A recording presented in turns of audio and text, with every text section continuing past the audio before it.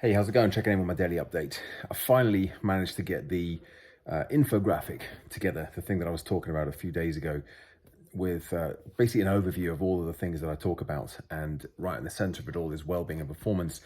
And I put up a short post on LinkedIn about it, but kind of more substantially than that, I did a podcast where I just went through it all and talked a little bit more about how the concepts, the idea of well-being and performance has got a little bit vague and abstract in the last few years, really, as there's been so much talk about it and focus and attention on it. So just use it as an opportunity to go through it all, and finished off by saying, well, this is what I talk about, which is completely true. And actually, it was really interesting going through it all and getting all of those different topics, different ideas together and putting them into these little categories and different sort of pillars of well-being and performance, and seeing just the range of different topics that interlink, that I've spoken about. I think every single one of them on the list I've spoken about or have included in various talks and sessions that I've run over the course of the last few years. It's quite refreshing and satisfying to see that and see how it's been expanding as well over the last little while. I didn't even have it all in there. In fact, I realized at the end I hadn't even included anything about habit building.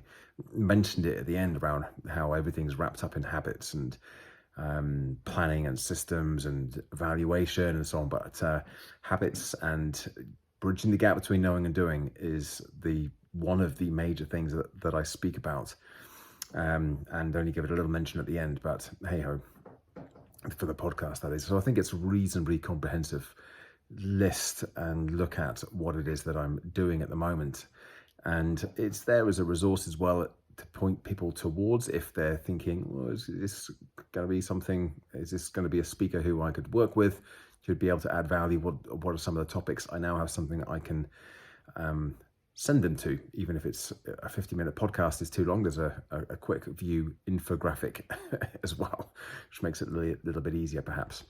But anyway, that was one of the main things that I did today: create the podcast, create that, did some filming, processed the videos, and finished off the prep work for tomorrow's session on communication confidence, which I'm really looking forward to. First time that I'll have delivered this one, and I'm excited about it. So there we go. I'll check in again tomorrow and report back on how it all went.